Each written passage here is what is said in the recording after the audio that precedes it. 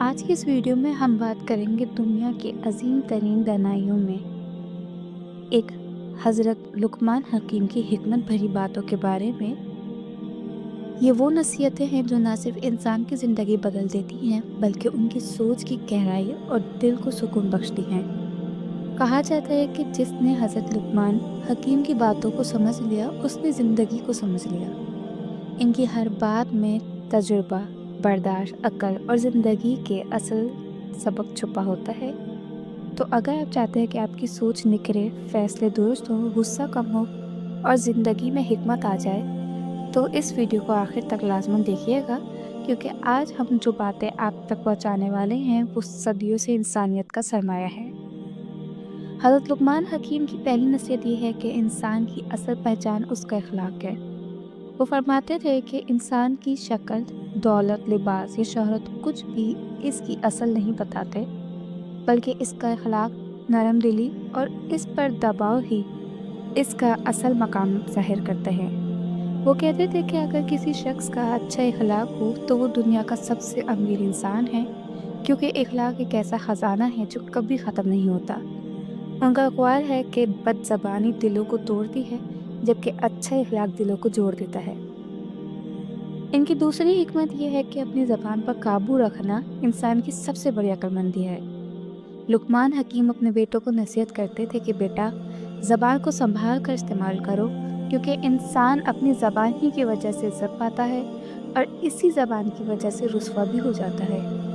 वो कहते थे कि हर बात बोलने की नहीं होती और हर वक्त बोलना अक्लमंदी नहीं, बल्कि कमज़ोरी है।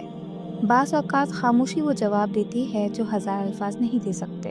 तीसरी हिकमत ये है कि गुस्सा इंसान का सबसे बड़ा दुश्मन है। वो कहते हैं कि जिसने गुस्से पर काबू कर लिया उसने ज़िंदगी को काबू कर लिया। गुस्सा इंसान की अकल छीन लेता है, फैसले बिगाड़ देता है और रिश्तों में फासले पैदा करता है। वो फरमाते थे कि गुस्से के वक्त खामोशी इख्तियार करो और अगर मुमकिन हो तो फ़ौरन जगह बदल लो, ताकि दिल और दिमाग पुरसुकून हो जाए। चौथी हिकमत ये है कि नरम गोई दिलों को फतह करती है। लुकमान हकीम फरमाते थे कि मीठी बातें दुश्मन को भी दोस्त बना देती हैं और सख्त अल्फाज करीबी रिश्तों को भी तोड़ देते हैं।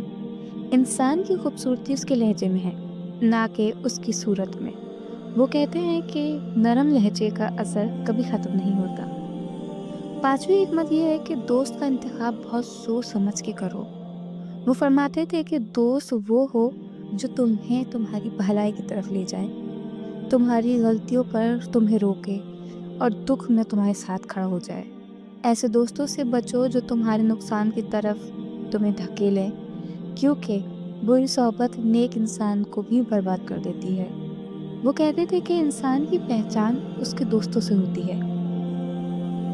छठी नसीहत ये है कि खामोशी में हिकमत है। उनका कौल ये है कि ज़्यादा बोलने वाला कम सुनता है और कम सीखता है, जबकि खामोश रहने वाला हर बात का मुशाहिदा करता है, समझता है और सीखता भी है। वो कहते थे कि जब तक ज़रूरी ना हो उस वक्त तक खामोशी बेहतर है। सातवीं हिकमत ये है कि रिस्क की फ़िक्र में बेसुकून ना हो। वो फरमाते हैं कि रिस्क अल्लाह ने लिख दिया है, उसे कोई छीन नहीं सकता। इंसान को मेहनत करनी चाहिए, लेकिन बेवजह फ़िक्रमंद होकर बोझ पाल लेना बीमारी में मुब्तला कर देता है दिल को। हर मखलूक का रिस्क अपने ज़िम्मे लिया है, तो इंसान क्यों परेशान है।